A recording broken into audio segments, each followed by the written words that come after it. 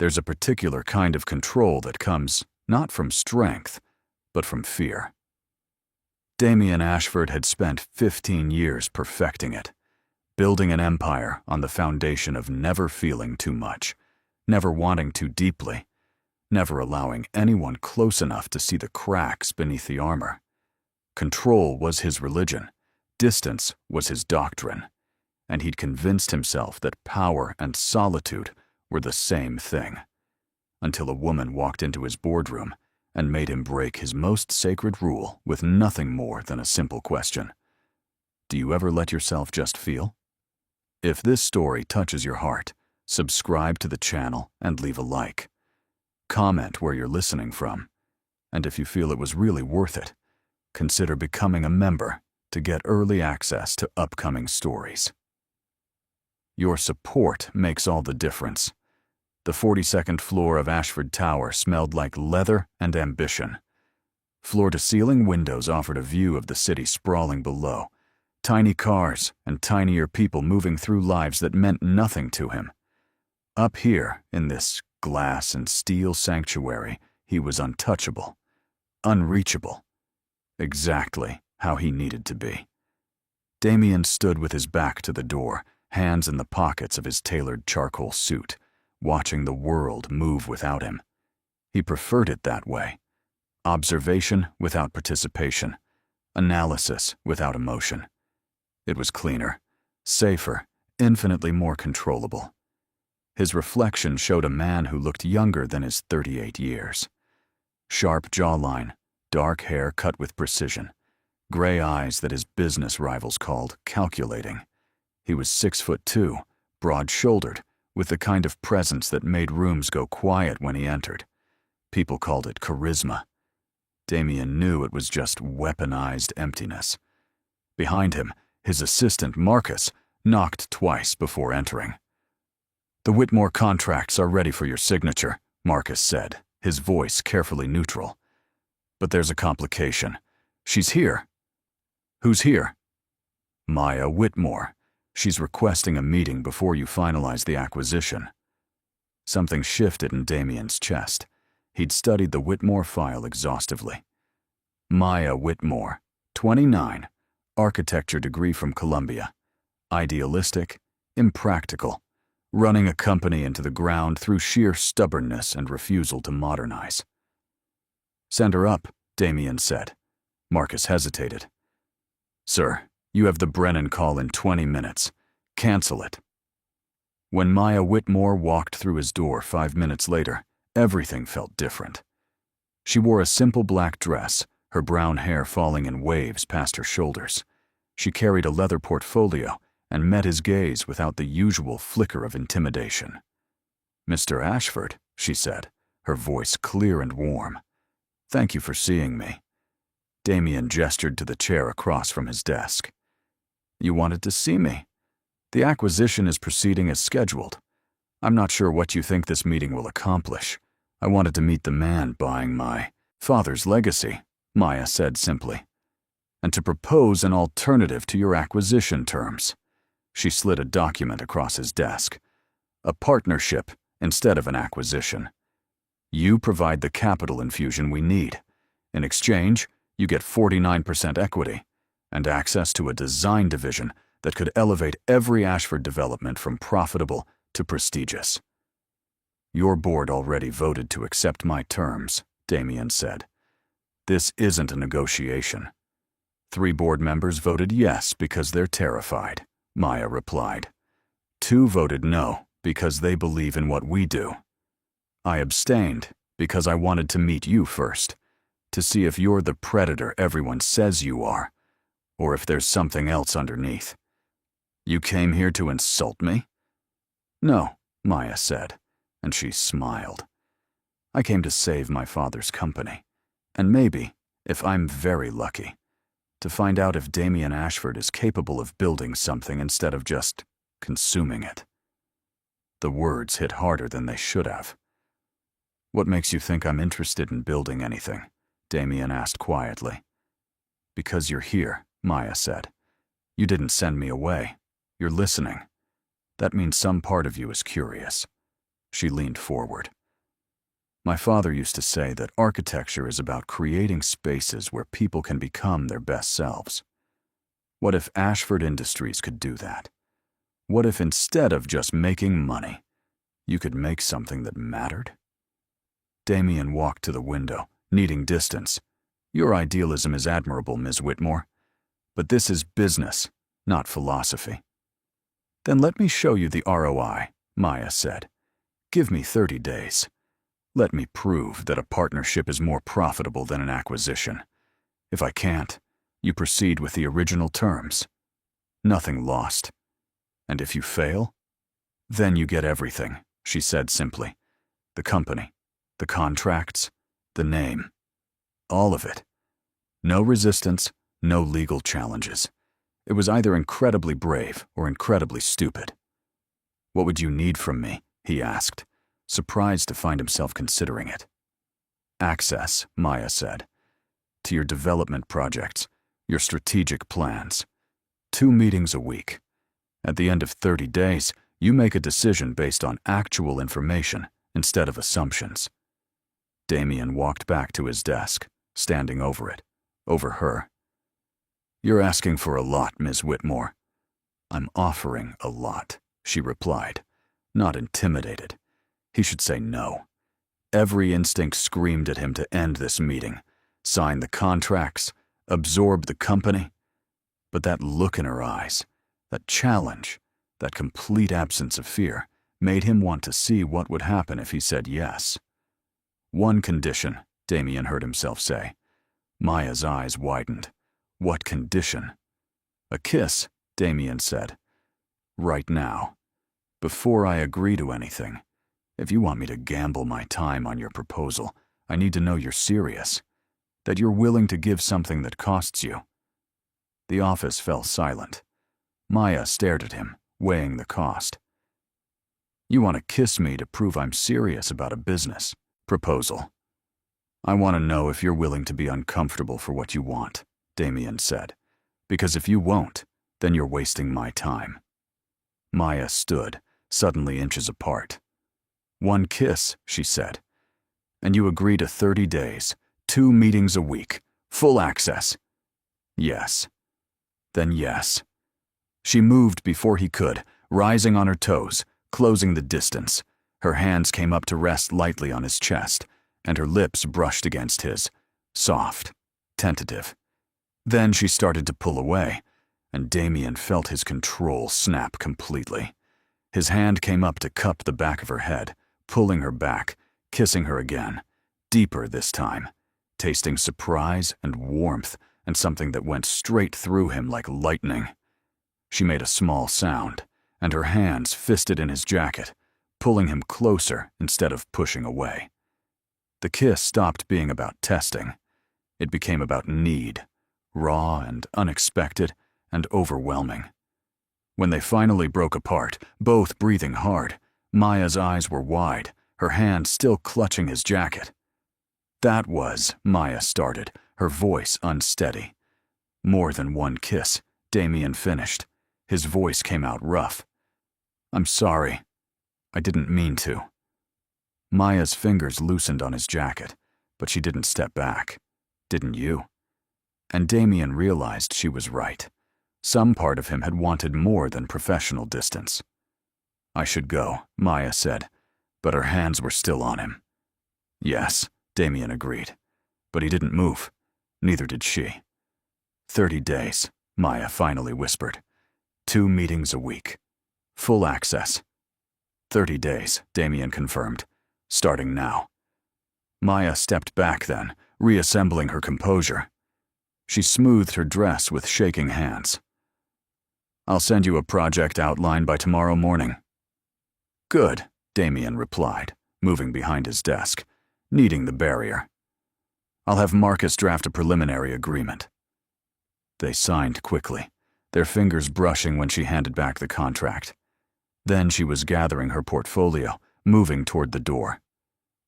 Ms. Whitmore, Damien said when her hand touched the handle. She turned back. This doesn't change anything, he said. It was a lie, and they both knew it.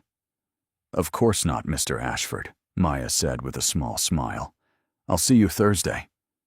Then she was gone, and Damien sat alone, touching his lips, still feeling the ghost of her kiss, still tasting something that felt dangerously like hope. Marcus appeared minutes later.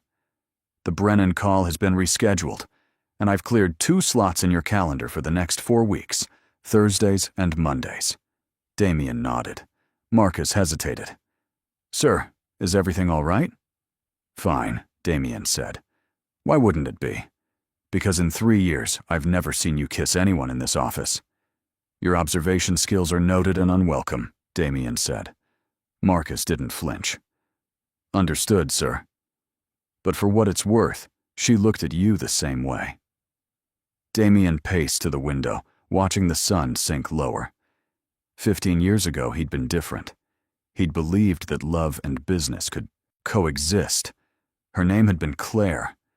They'd met at a conference, started a company together, fallen into a relationship that felt inevitable and right. For 2 years, Damien had believed he'd found a partnership of equals. Then she'd taken everything. The company they'd built, the clients they'd cultivated, the future they'd planned. She'd done it legally, leveraging a loophole he'd been too in love to notice. And when he'd confronted her, she'd looked at him with cold eyes and said, "You're too soft, Damien. Business isn't about feelings. It's about winning." That had been his education. He'd rebuilt from nothing, made himself into someone who could never be hurt like that again. He'd been successful, powerful, untouchable. Until Maya Whitmore walked into his office and asked him if he ever let himself feel, and he'd kissed her and felt everything he'd spent 15 years burying come roaring back. This was a mistake. He should cancel. But even as he thought it, he knew he wouldn't. Because beneath the fear, there was something else. Hope that maybe Maya could show him how to be something other than alone. Thursday morning arrived with rain. Damien spent 2 hours reviewing projects before Maya was scheduled at 9. He told himself it was normal diligence, not nervous preparation. Then Maya walked through his door, her hair damp from rain, wearing jeans and a sweater, and every lie evaporated. "Good morning," she said, and her smile was careful, professional. "Good morning," Damien replied, gesturing to the conference table. He'd had Marcus set up coffee, tea, the files she'd requested. Maya set down a large portfolio, pulling out rolled architectural drawings. "I've been reviewing your upcoming developments. They're all solid, financially sound, efficient, but they're also interchangeable. Nothing suggests they were designed by Ashford Industries specifically. They're profitable. Is that not the point?" "Profitable is the baseline," Maya said. "Memorable is the goal." She unrolled another drawing, marked with annotations. "Your Riverside project is 60 units of luxury condos, but you're building on a site that used to be a textile mill. What if instead of erasing that history, we incorporated it? Exposed brick, industrial details, communal spaces that echo the mill's original function. You'd create units that aren't just expensive, they're unique. You think people will pay more for old brick?" "I think people will pay more for a story," Maya said. "For a home that feels like it belongs to its place and its history. That's what Whitmore Design creates. Not just spaces, but narratives." She continued through the other projects, showing him possibilities he'd never imagined. Damien found himself leaning forward, asking questions, engaged in a way he usually wasn't. 2 hours passed without him noticing. When Maya finally sat back, Damien realized the rain had stopped, and he felt more energized than he had in months. "This is compelling," he admitted. But implementation would increase costs. It would also increase value, Maya countered, both financial and intangible. Your reputation would shift from developer who builds towers to developer who creates landmarks. She was right. And more than that, he wanted her to be right. "When did you become so cynical?" Maya asked quietly. Damien looked up. What? You reduce everything to cost-benefit analysis, as if beauty and meaning are luxuries.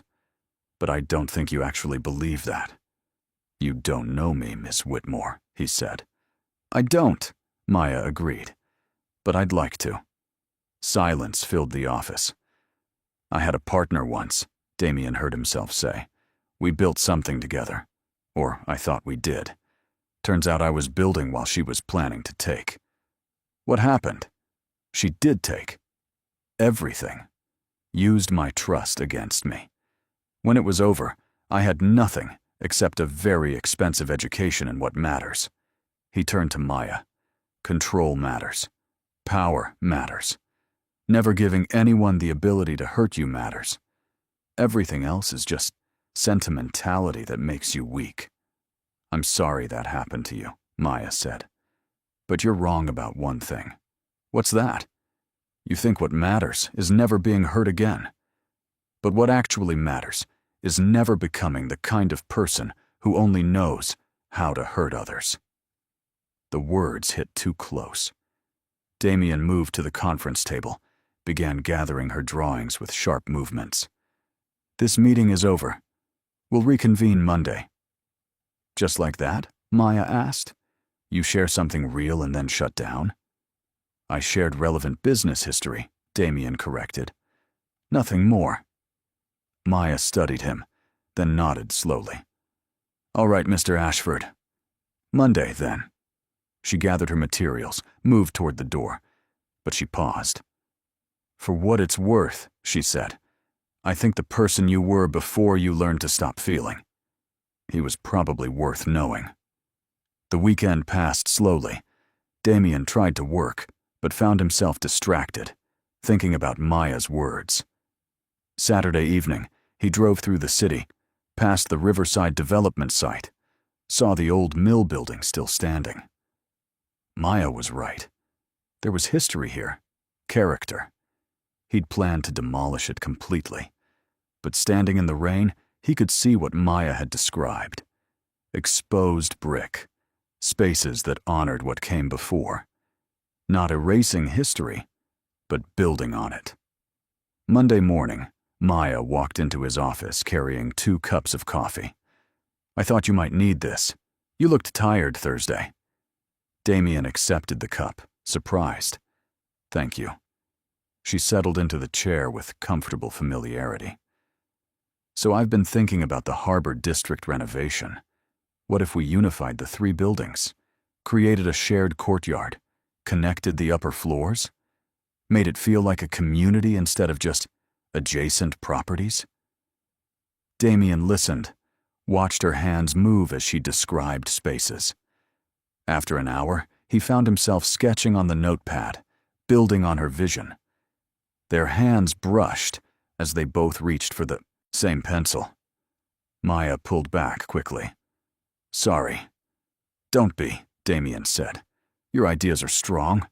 I want to move forward with implementation on the Riverside project. Maya's face lit up.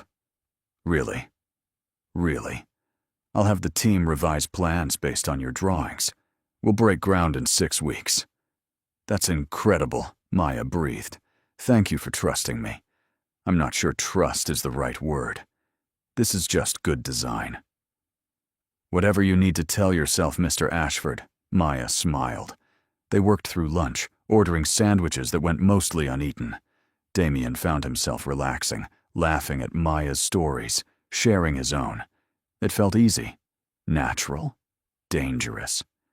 By the time Maya gathered her things, the sun was setting. Same time Thursday? She asked. Yes, Damien confirmed. But this time, let me buy the coffee. It's not a competition, Maya said. Whatever we're building here, you don't have to keep score. Some things aren't transactions. They're just connections. The next 2 weeks fell into a rhythm. Maya came twice a week. They worked on projects, refined designs. Slowly, they were creating something. Not just improved developments, but an actual partnership. Damien found himself looking forward to their meetings. He noticed small things. The way she bit her lower lip when concentrating. how she always tucked one leg under herself when she sat, that she brought him coffee exactly how he liked it without asking. 3 weeks in, Maya arrived with a large flat box. "I have something for you," she said. "Is this where you bribe me with cookies?" "Even better," Maya said, opening the box to reveal an architectural model. "It's the Riverside Project. As we've redesigned it." The model was stunning. Miniature buildings with exposed brick, tiny courtyards, even small figures walking through spaces. "When did you make this?" "Late nights, mostly," Maya admitted. "I wanted you to see what we're creating beyond just blueprints. This is what it could be, a place where people actually want to live." "You built this for me?" "For us," Maya corrected. "For the vision we're creating together." Something shifted in Damien's chest. "It's beautiful," he said quietly. "Thank you." "Have dinner with me," he said. The words came out before he could reconsider. Maya's eyes widened. "To celebrate the partnership," Damien added, giving himself an escape route. "We could discuss timeline. Just business?" Maya studied him. Damien hesitated. Honesty or safety? "No," he admitted. "Not just business." "Then yes," Maya said softly. "I'd like that." They went to a small Italian restaurant. Maya looked different away from his office, more relaxed in a simple blue dress. They ordered wine, talked about everything except work. "Where did you grow up?" "Brooklyn," Maya said. "My father's studio was in our brownstone. I grew up surrounded by blueprints and building models. I thought everyone's childhood was like that." "I grew up in Connecticut," Damien said. "My father was a banker, very focused on appropriate career paths. When I told him I wanted to build things, he suggested commercial development as most profitable. What would you have built if profit wasn't the primary consideration?" The question caught him off guard. "Community spaces," he finally admitted. "Libraries, parks, places where people could gather. I used to think architecture should serve the public good." He laughed bitterly. "Obviously, I outgrew that idealism." "Did you?" Maya asked gently. "Or did someone convince you it was naive?" "We're talking about Claire." "You've mentioned her 3 times in our meetings," Maya said. "Always as lessons about trust. She hurt you badly. She taught me what matters. Those aren't the same thing." "Maybe we should talk about something else," Damien said. "Or maybe we should talk about why you're so determined to prove you don't need anyone," Maya said gently. "Because I don't. I built Ashford Industries alone. I'm fine alone." "You're surviving alone," Maya corrected. "That's not the same as being fine. I think you know that. Or you wouldn't have asked me to dinner. You wouldn't have kissed me like you were drowning and I was air. That was a mistake." "Was it?" Maya leaned forward. "Because it felt like someone who's been holding his breath for 15 years, finally letting himself breathe." "I held my breath for good reason," Damien said. "Last time I let myself breathe, I almost drowned." "Then maybe you need to learn to swim differently," Maya said. "Not everyone is Claire. Not every partnership ends in betrayal. Not every connection is a weakness." Damien wanted to argue, wanted to retreat, but sitting across from Maya, he found he didn't want to run. "I don't know how to do this," he admitted. "Be close to someone without keeping score, without expecting it to end badly." "Then don't think of it as closeness," Maya said. "Think of it as collaboration. We're good at that. Why not build something here too? Because if this fails," he gestured between them, "I lose something I can't afford to lose again." "What's that?" "The belief that connection is possible. The hope that someone might actually want me for who I am. The ridiculous feeling that maybe I don't have to be alone forever." Maya's eyes softened. "Damien, you are worth knowing. Not your money, not your company. You. The person who gets excited about preserving old brick, who sketches community spaces in margins, who kissed me like it meant something because it did." Damien turned his hand over, threading fingers through Maya's. "This terrifies me." "Good," Maya replied. "It terrifies me too. That probably means it matters." When Damien walked Maya to her car, the city lights reflecting in puddles, he couldn't bring himself to let her go. "Maya," he said. She turned back. "I've been thinking about that kiss. Every day," he admitted. "Every meeting. Every time you lean over to point at a drawing, and I catch that jasmine scent. Every time you argue about design, and I realize I'm not listening to words, I'm watching your mouth move." "That's very distracting," Maya managed. "I know," Damien said. "It's a problem. The kind where I can't stop thinking about doing it again. Properly this time, without contracts or conditions. Just because I want to. Because I haven't been able to think about much else for 3 weeks." Maya's back was against her car now. "And what's stopping you?" "The fact that 30 days isn't over," Damien said. "I don't want you to think this is leverage." Maya reached up, cupping his jaw. "Damien, I wanted to kiss you before I walked into your office. This isn't manipulation. It's just honesty about what we feel." "And what do you feel?" "That you're not nearly as controlled as you pretend," Maya whispered. "That underneath is someone worth knowing. And that if you don't kiss me right now, I'm going to regret this drive home." Damien closed the distance, his mouth finding hers. This kiss was different. No testing, no proving. Just want, pure and overwhelming. Maya's arms came around his neck. Damien's hand slid to her waist, feeling her respond to every touch. When they broke apart, breathing hard, Damien rested his forehead against hers. "We should probably talk about what this means." "We probably should," Maya agreed. "But not tonight. Tonight, let's just let it mean something." Damien laughed. "When did you get so wise?"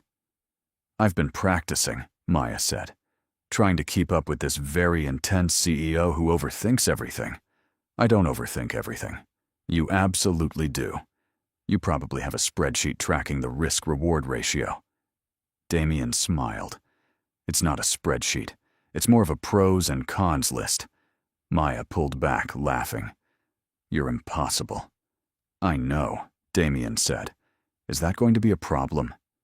"Not even a little bit," Maya replied, and kissed him again. The next week passed in messages and meetings and stolen moments. Damien found excuses to text Maya between their scheduled meetings. She responded with warmth, and slowly they were building something beyond business.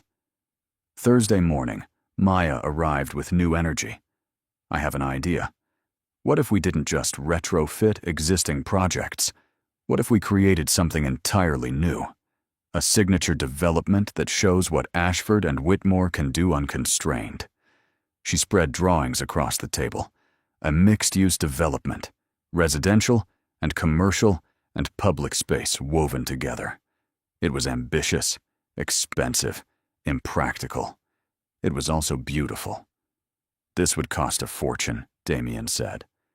"It would make a fortune," Maya countered, "not just in profit, but in reputation. This could be the project that defines Ashford Industries for the next generation. You really believe that?" "I know that," Maya said. "You have capital. I have vision. Together, we could create something that matters, something people remember. Why does that matter to you? The remembering?" "Because my father spent his career creating beautiful spaces," Maya said quietly. "And when he died, I realized how few people knew what he'd built, how many projects had been demolished. He poured his life into things that didn't last. I want to create something permanent, something that proves the work mattered." Damien understood that desire more than he wanted to admit. What would people remember about him? That he'd been successful? Or would they remember nothing because he'd never created anything worth remembering? He called Maya at 10 that night. "Can we meet tomorrow? We're not scheduled until Monday." "I know, but I'd like to see you anyway." I'd like that too, Maya said softly. They met at the riverside construction site, both bundled against November cold. The old mill stood surrounded by early construction, the skeleton of what would become something beautiful. You wanted to see me? Maya asked. I've been thinking about what you said, Damien replied, about creating something that lasts. And I realized you're right. I've spent 15 years building a company, making money, but I haven't created anything that actually matters, nothing that will outlast me. What changed? You did, Damien said. You asked me if I ever let myself feel, and the answer was no. But now, he reached for her hand. I'm starting to remember what it's like to want something beyond winning. You make me want to be the person I was before I learned to stop feeling. Maya's fingers tightened on his. Who was that person? Someone who believed architecture should serve people, Damien said. Someone who thought legacy mattered more than quarterly earnings. Someone who could fall in love without measuring the risk. He looked at her. I want to be that person again. I want to build your signature development. I want to create something that matters. I want to be with you without constantly calculating whether I'm going to get hurt. That's all I've wanted, Maya said, tears in her eyes. To watch you remember that success isn't the same as happiness. You don't have to be invulnerable. You just have to be here. I'm terrible at scary, Damien admitted. Then it's lucky I'm patient, Maya said, and kissed him. They stood in the cold morning, surrounded by construction, and Damien felt something he hadn't felt in 15 years. Hope, not cautious or controlled, but raw and terrifying. The kind that came from letting someone in, from choosing vulnerability, from believing that connection didn't have to end in loss. That night, staring at Maya's drawings, he texted her, I want to do it. The signature development. Let's build something that lasts. Her response, together? Together, Damien confirmed, and he realized he wasn't just talking about the development. He was talking about everything. The next morning, Marcus appeared with concern. Sir, there's been a development. 3 board members are requesting to meet. They're concerned about delays in finalizing the acquisition. They want to know if you're still planning to absorb Whitmore Design or if the arrangement has changed. Damien felt ice run through his veins. What did you tell them? That you'd meet next week, but sir, they can force a vote. They have authority to accept your original terms even if Maya votes against it. If they do, the partnership becomes irrelevant. Damien paced to the window. He'd structured the acquisition carefully, made sure he had leverage. Now it felt like a trap. What happens if they vote to accept? Then I own Whitmore Design, Damien said, and I destroy everything we've been building. So don't let them vote, Marcus suggested. Restructure the deal. Make the partnership official. Give Maya security that you're not going to take her company.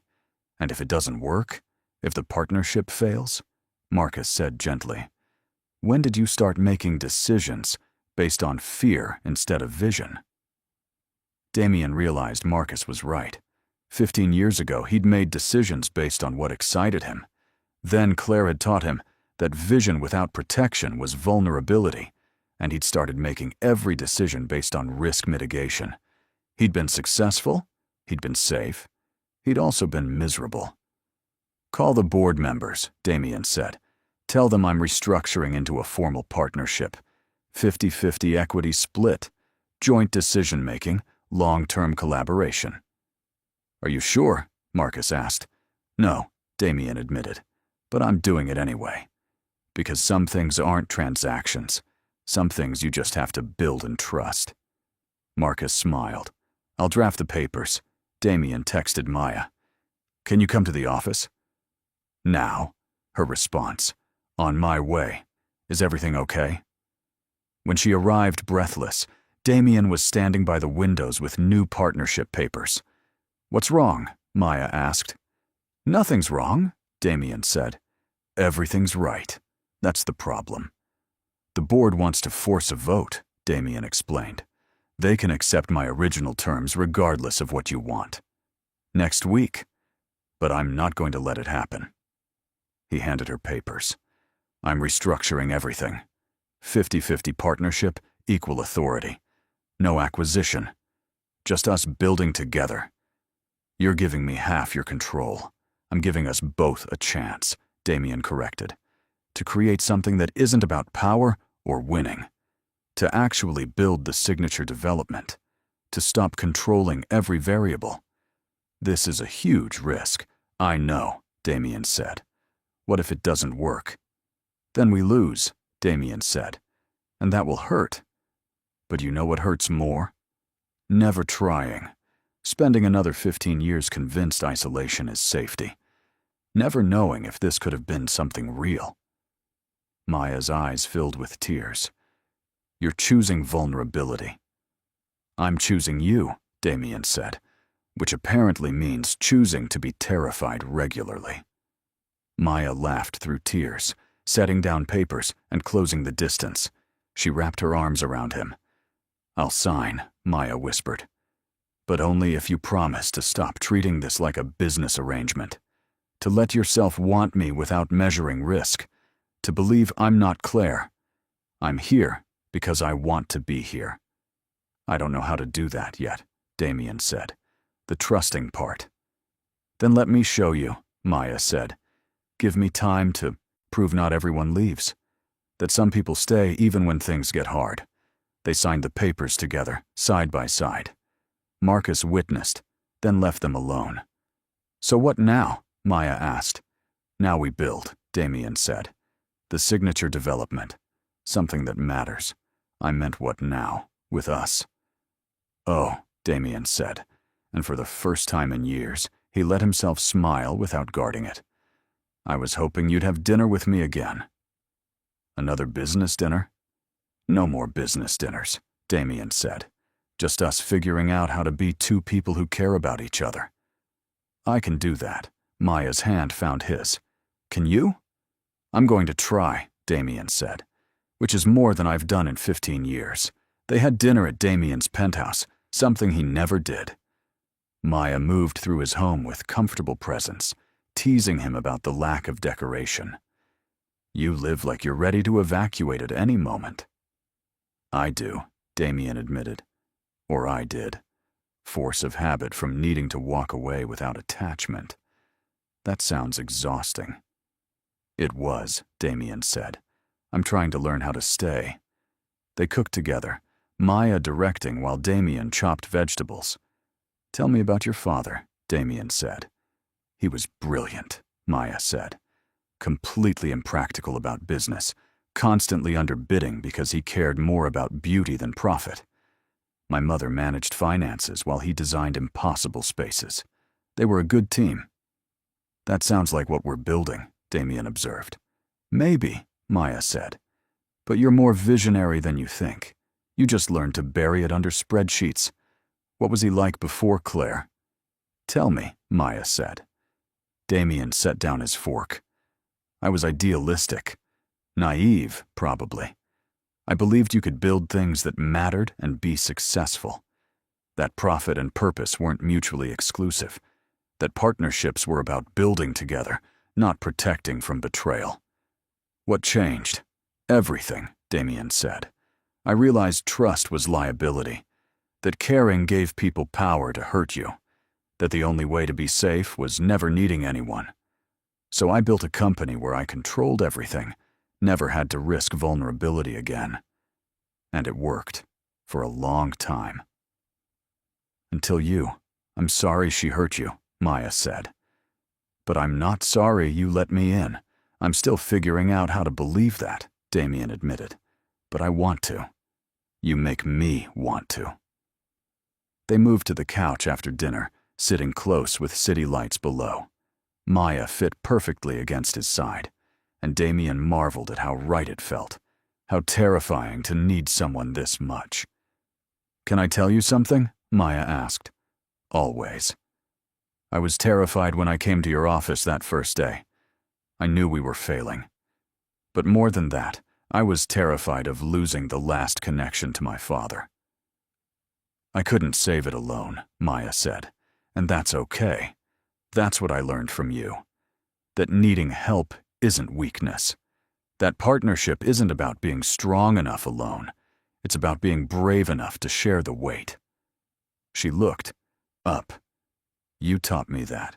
You taught me what it looks like to let someone in.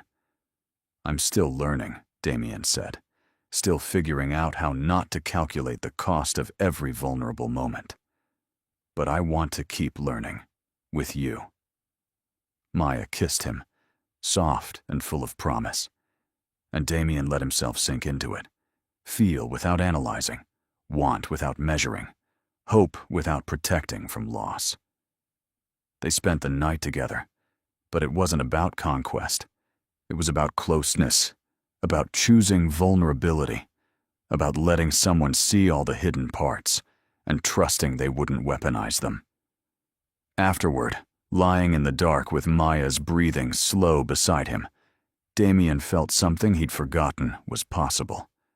Peace. Not controlled emptiness, but actual contentment from connection and trust, and letting yourself care even when it was terrifying. In the morning, Maya found Damien at the windows, looking at the city. Couldn't sleep?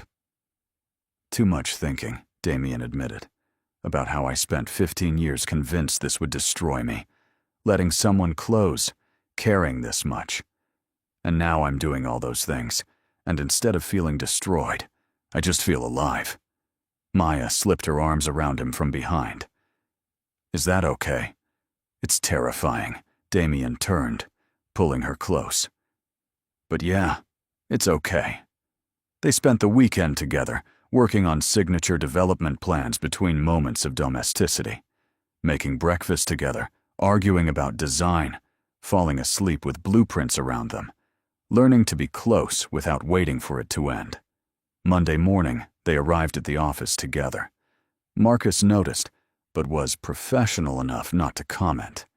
But Damien saw the small smile, the approval. The board meeting was Wednesday. Damien spent Tuesday preparing, reviewing documents, ensuring every detail was perfect. Maya met him Tuesday evening. You ready for tomorrow? Not even a little bit, Damien admitted. They're going to say I'm making an emotional decision, that personal feelings compromise judgment, and they wouldn't be entirely wrong. Are you having second thoughts? No, Damien said immediately. Then he laughed. Maybe. This is the first time I've made a major decision based on anything other than pure financial analysis. It's uncomfortable. Good uncomfortable or bad uncomfortable? Good, Damien decided. Scary, but good. Like I'm making decisions for the right reasons instead of just safe reasons. The meeting Wednesday was exactly as contentious as expected. 3 board members, all older men who'd watched him build Ashford Industries from nothing. Mr. Ashford, Robert Chen said, his tone neutral. We're concerned about this partnership structure. It gives away significant control, requires collaboration, exposes you to risks we're not sure are justified. I understand your concerns, Damien said with Maya beside him. But I believe this partnership offers something Ashford Industries never had. Vision beyond profit maximization. The ability to create developments that are significant. Landmarks instead of just properties. That's nice sentiment, David Park said. But sentiment doesn't pay dividends. Whitmore Design was failing. What makes you think attaching ourselves helps? Because they weren't failing due to lack of talent, Damien replied. They were failing due to lack of capital. We have capital. They have vision. Together, we create something neither could achieve alone. Catherine Liu leaned forward.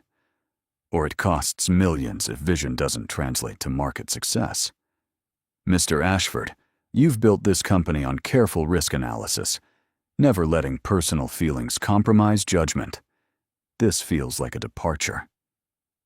It is a departure, Damien admitted. Because I've realized my philosophy, while successful, has been limiting. I've been so focused on protecting from loss that I've missed opportunities for significant gain, not just financial, but legacy building.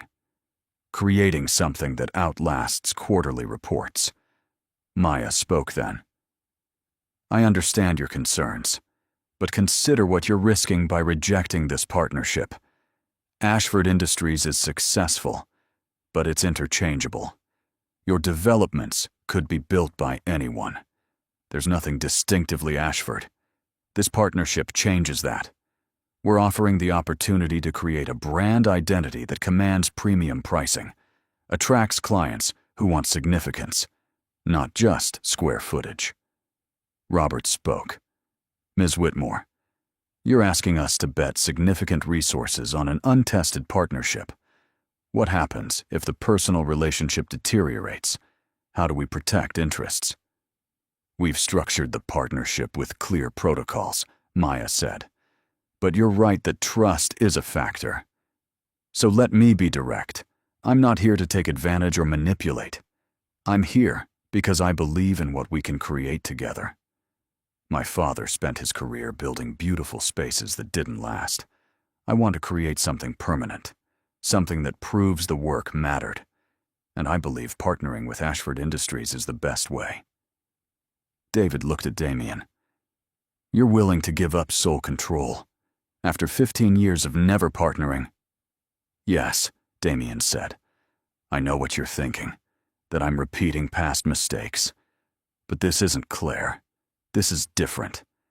Maya challenges me to be better, to create beyond financial returns.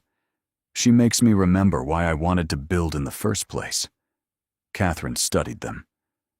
I've known you 10 years, Damien. I've watched you succeed through isolation.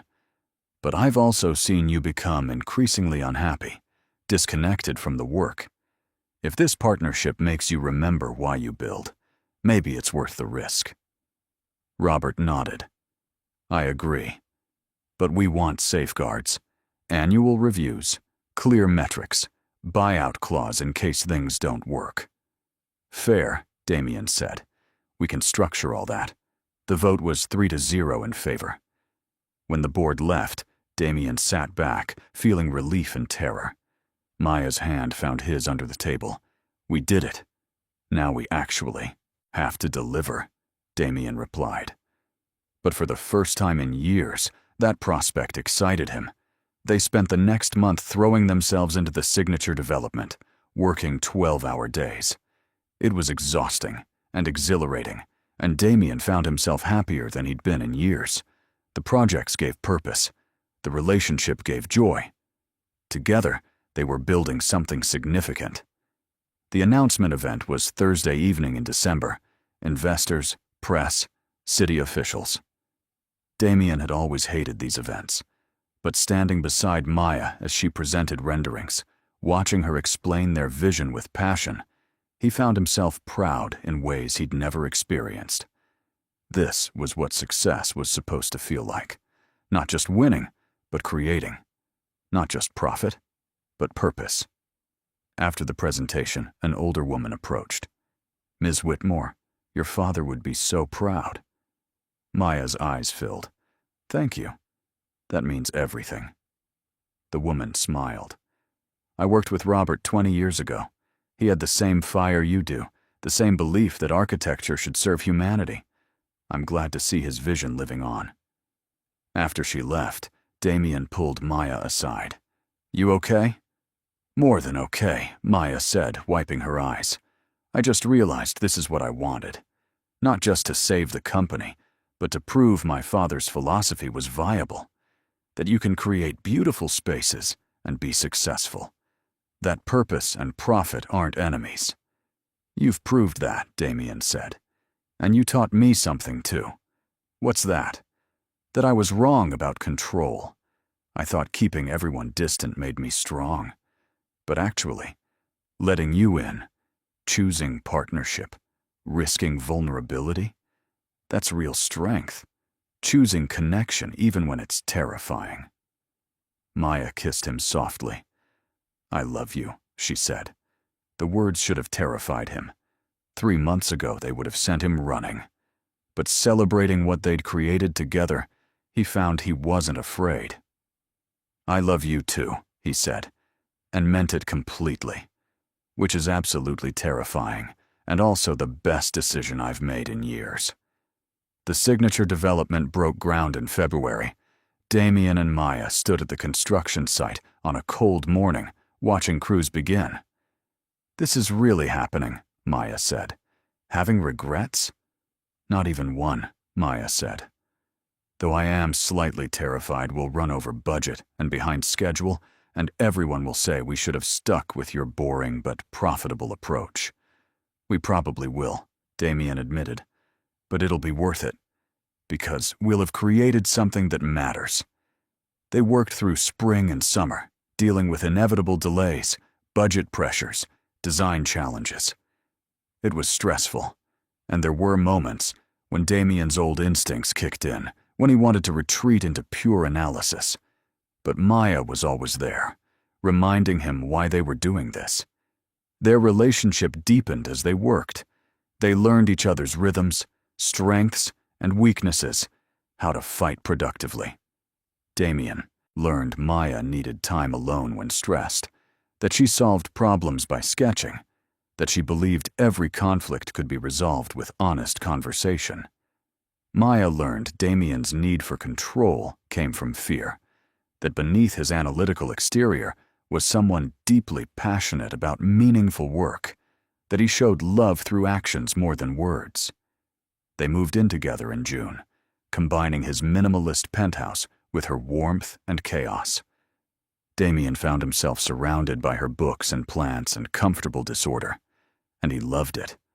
Loved coming home to find her sketching, loved weekend mornings arguing about design, loved the domestic rhythm of building a life together. In September, the signature development was framed and showing its shape. They walked through the skeleton structure, seeing in 3 dimensions what they'd created on paper. "It's beautiful," Maya breathed. "Exactly what I imagined. Better." "It's us," Damien said. "Your vision and my resources. Proof that partnership works, that creating together is better than building alone." They stood in what would become the central courtyard, surrounded by raw construction but able to see the finished project. Damien pulled a small box from his pocket. "I have something for you." Maya's eyes widened. "Damien, what is this?" "A ring," he said, opening the box to reveal a simple band with a small diamond. "Because I realized something while building this. I don't want to just partner with you professionally. I want to partner in every way. I want to build a life together, create a future together, choose each other every day, even when it's hard." He took a breath. "Maya Whitmore, will you marry me?" Tears streamed down Maya's face. She nodded frantically. Yes, she managed. Absolutely. Yes. Damien slid the ring on, then pulled her close, kissing her surrounded by evidence of what they'd built. Both the development and the relationship, both requiring faith and vision and courage to create something meaningful. That night, celebrating at the same Italian restaurant, Maya spun the ring on her finger. "You know what's funny? When I walked into your office, I was just trying to save my father's company. I never expected to fall in love." "I never expected to fall in love at all," Damien admitted. "I'd convinced myself I was better off alone. The connection was vulnerability waiting to be exploited. You completely destroyed that theory." "Good," Maya said, "because you deserved to be happy. Not just successful, actually happy." The wedding was set for November, a year after they'd met. Small and intimate, held at the Riverside development that started everything. The signature development was completed in October. The unveiling drew media attention across the industry. Critics called it a landmark achievement, the perfect fusion of innovative design and commercial viability. Investors praised premium pricing. The city cited it as a model. But for Damien and Maya, The real success was simpler. They'd created something beautiful and meaningful and permanent. Something that would outlast them, that would prove their work had mattered. Their wedding day was clear and cold, November sun streaming through exposed brick and industrial details of the riverside development. Friends and family gathered in the courtyard they'd designed together. Damien stood at the altar, watching Maya walk toward him, feeling overwhelming gratitude for that day a year ago when she'd barged into his office and refused to accept his distance. The ceremony was simple. They'd written their own vows. Maya went first. Damien, a year ago I came desperate to save my father's company. I thought that was my only goal. But you taught me something more important. You showed me the best things we create aren't the ones we build alone, protecting from loss. They're the ones we build together, risking vulnerability for something real. You made me braver and more hopeful, and reminded me partnership isn't about being strong enough alone. It's about being brave enough to share the weight. She took a breath, tears gathering. You also taught me people can change, can learn to trust after being hurt, can choose connection when every instinct says, protect. Watching you open your heart after 15 years has been the greatest honor. I promise to keep earning that trust every day, to build our future with the same care we've brought to our projects, to love you completely and honestly, without keeping score. Then Damien's turn. His hands shook slightly holding Maya's, but his voice was steady. Maya, before you, I thought control was strength. I thought isolation was safety. I thought success meant never needing anyone, never caring enough to be hurt. I built a company and life around those beliefs, and I was successful by every standard. I was also completely miserable, though I'd convinced myself not being in pain was the same as being happy. Then you walked into my office and asked one simple question. Do you ever let yourself just feel? The answer was no. I hadn't in 15 years. But you wouldn't accept that. You saw through my defenses and found the person I used to be underneath. The one who believed creating meaningful work mattered more than profit. That partnership was possible. That love didn't have to end in betrayal. You were so patient. You never pushed, never demanded, never tried to force trust before I was ready. You just kept showing up, kept believing in what we could create, kept proving not everyone leaves. And slowly, terrifyingly, beautifully, you taught me how to hope again. He squeezed her hands. I promise to keep choosing vulnerability even when it's scary, to build our life with the same commitment and vision we bring to work, to remember the best things we create are the ones we make together, to love you not despite my fear of being hurt, but through it, because you're worth every risk, every moment of uncertainty, every second of choosing connection over protection. Maya was crying openly. So was half the audience. They kissed, surrounded by friends and family and physical evidence of what they'd built together. The reception was warm and full of laughter.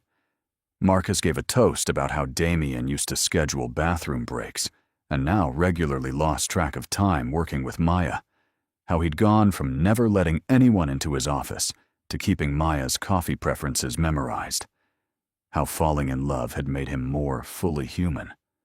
Robert Chen spoke about the partnership from business perspective, how it exceeded every projection while transforming Ashford's reputation, how the signature development opened doors they'd never have accessed, how taking the risk of collaboration paid off beyond spreadsheets.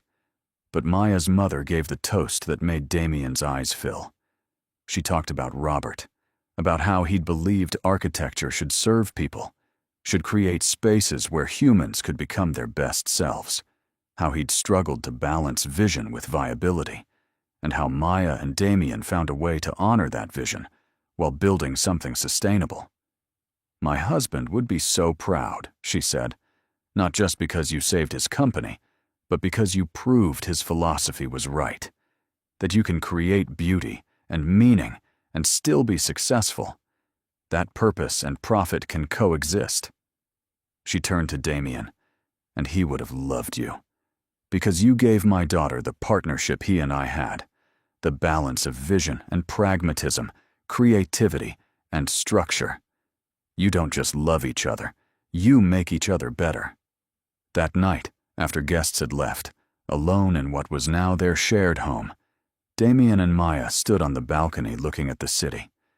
The signature development was visible in the distance, lit up against night sky, a permanent reminder of what they'd created. "Do you ever regret it?" Maya asked quietly. "Taking the risk, letting me in, choosing partnership over control." "Never," Damien said immediately. Then, more thoughtfully, "Sometimes I'm still scared. Sometimes I wake up and can't quite believe this is real, that you're here and staying, that this isn't going to end like things ended with Claire. But fear isn't the same as regret. I'm afraid because this matters, because you matter, and that's okay.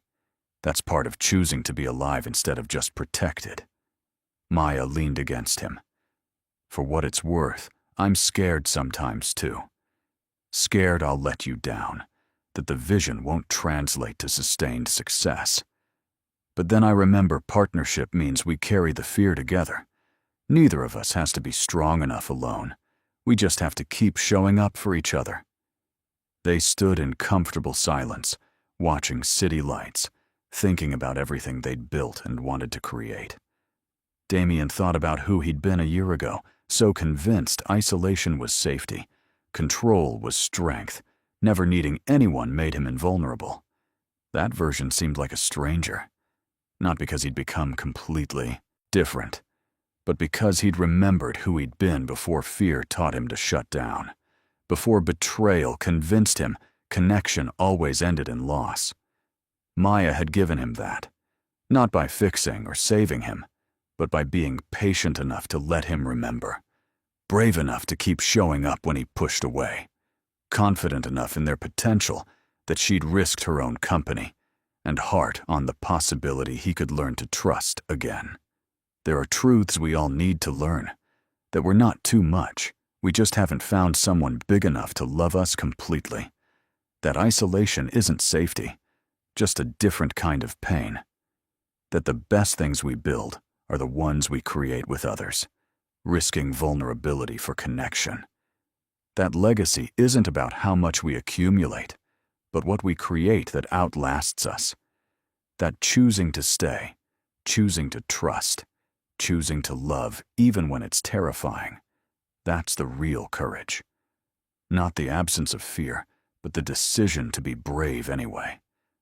Maya had taught him all of that, not through lectures or demands, but through patience and presence, and the revolutionary act of just showing up, of seeing the person beneath armor and believing that person was worth knowing, of giving space to heal while refusing to let him retreat completely, of building something together that proved partnership was possible, that vulnerability could lead to connection instead of destruction, that love didn't have to end in loss.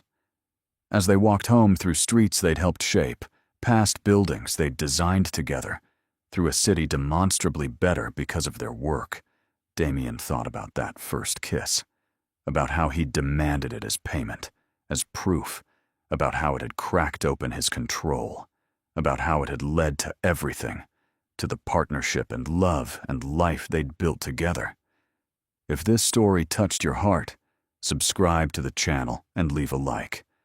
Comment where you're listening from. And if you felt it was really worth it, consider becoming a member to get early access to upcoming stories. And if you felt this story was really worth listening to, also click the super thanks button. Your gesture makes all the difference and helps us continue creating stories that touch the soul.